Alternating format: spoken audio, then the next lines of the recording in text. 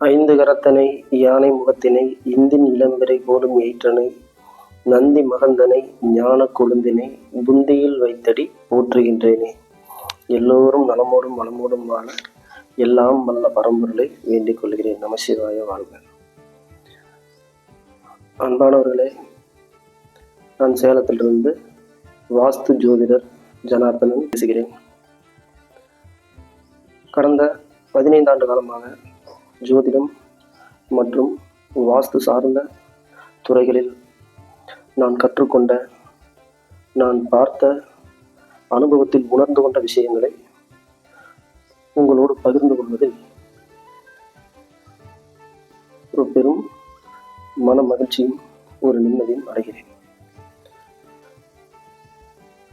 ஜோதிடம், வாஸ்து இந்த இரண்டும் 2 கண்களை போன்றவைதான் என்று நான் சொல்வேன்.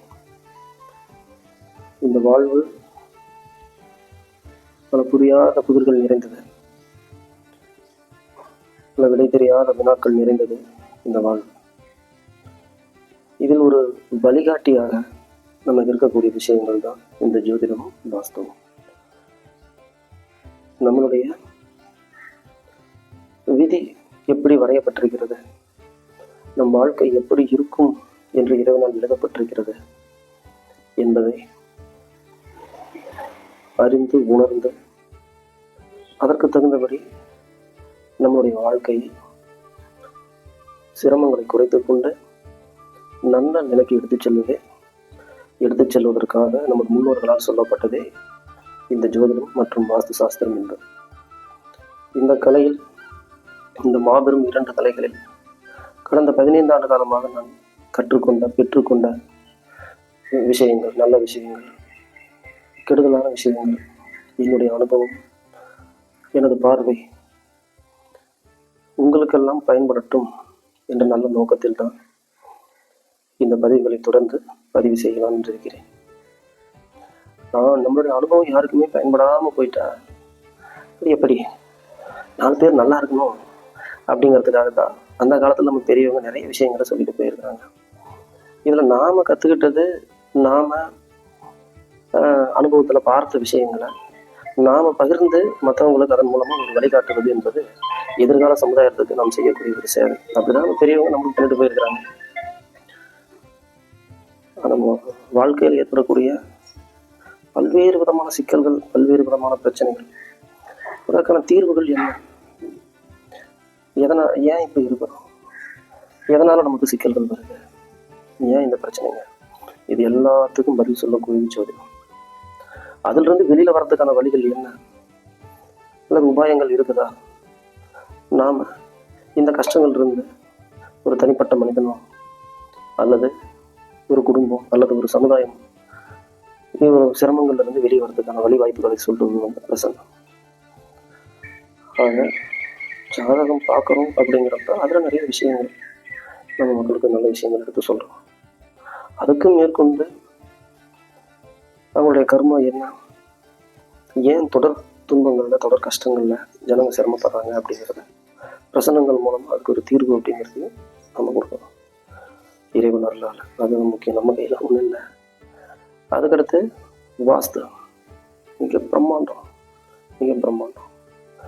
வாஸ்துப்படி அமைச்சு கொடுத்த வீடுகள், அமைந்த கோயில்கள் கிட்டத்தட்ட ஆயிரக்கணக்கான வருடங்களாக இன்னமும் தினமும் 6 கால பூஜை வழிபாடுகள் பண்ணிட்டு சிறப்பான முறையில் இருக்கிறத நீங்கள் பார்ப்பீங்க. வாஸ்துவுக்கும் ஒரு பலம் இருக்குங்க. நாம் அனுபவத்தில் ஜாதக ரீதியாக நிறைய கெடுதலான திசாபதி காலகட்டங்களில் மக்கள் தடுமாற்றம் அடையும் பொழுது கூட இந்த வாஸ்து படி கட்டப்பட்ட வீடுகளில் குடியிருந்தோம் அல்லது குடியிருக்கிறோம் அப்படின்னா அந்த கெடுதலான திசாபதிகளோட தாக்கம் நிச்சயமாக குறைவாக இருக்கிறத கண்கூட பார்க்கணும்.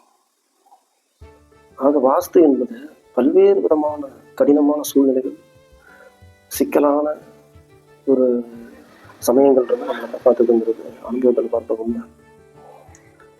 இந்த 2 விஷயங்கள், ஜோதிடம், வாஸ்து, நம்ம வாழ்க்கைக்கு ஒரு அத்தியாவசியமான தேவை, ஒரு வழிகாட்டுதல். இதுதான் முக்கியம், ஒரு வழிகாட்டுதல். நம்ம வாழ்க்கை இறைவன் எப்படி எழுதியிருக்கிறாரு, எது நம்மளுக்கு ஒத்து வரும், எது ஒத்து வராது, எப்படி நம்ம லைஃப்பை கொண்டு போனால் நம்மளுக்கு கம்ஃபர்டபுளாக இருக்கும், எப்படி எடுத்துகிட்டு போகக்கூடாது, நமக்கான வழி என்ன அப்படிங்கிறத சொல்கிறது ஜோதிடம். அப்படி போகக்கூடிய வழியிலையும் தொடர்ந்து தடைகள் வருது, தொடர்ந்து முயற்சிகளில் வந்து தடுமாற்றங்கள் வருது. என்ன எவ்வளோ உழைப்பை போட்டும் ஒன்றும் பண்ண முடியலைங்க.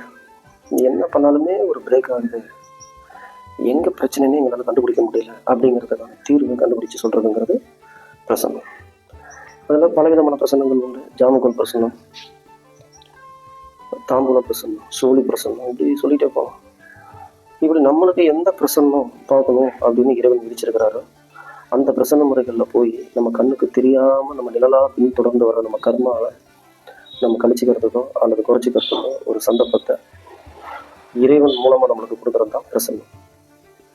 ஆக ஜாதகம், பிரசன்னம், வாஸ்து, இந்த 3 மிகப்பெரிய பொக்கிஷம், இந்த 3 மிகப்பெரிய புதையல்கள், இதில் இருந்து அடியனுடைய சிற்றறிவுக்கு எட்டிய வரைக்கும் நான் பார்த்த, உணர்ந்த, அனுபவித்த விஷயங்களை, என்னுடைய அனுபவங்களை உங்களோடு நான் இதற்குமே தொடர்ந்து பகிர்ந்து கொள்ளலாம் என்று இருக்கிறேன்.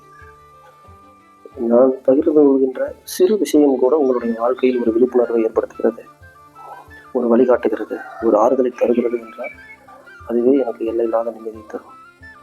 மனித வாழ்க்கை அப்படிங்கிறதே நம்மளால் மற்றவங்களுக்கு ஏதாச்சும் ஒரு பிரயோஜனம், யாருக்காச்சும் நம்ம பிரயோஜனமாக இருக்கணும், நம்ம வாழ்க்கை பயனுள்ளதாக இருக்கணும் அப்படிங்கிற எண்ணத்தோட வாழ்கிற வாழ்க்கை தான் சிறப்பானது. அதில் இந்த 3 விதமான விஷயங்களையும் பயன்படுத்தி இறையருளால் உங்களுக்கெல்லாம் வழிகாட்டுறது, மக்களுக்கு வழிகாட்டுறது அப்படிங்கிறது ஒரு மிகப்பெரிய பாக்கியம். அதை அந்த மாதிரி கிடைத்த அனுபவங்களை உங்களோட பகிர்ந்துக்கிறது, உங்களுக்கு அதனால் நான் கூறக்கூடிய விஷயங்களால் ஒரு நல்ல செய்தி கிடைக்குது, ஒரு விழிப்புணர்வு கிடைக்குது, ஒரு தெளிவு பிறக்குது அப்படின்னா அது எனக்கு பெரிய சந்தோஷம். நன்றி நண்பர்களே. அடுத்தடுத்த பதிவுகளில் மீண்டும் சந்திப்போம். நன்றி, வணக்கம்.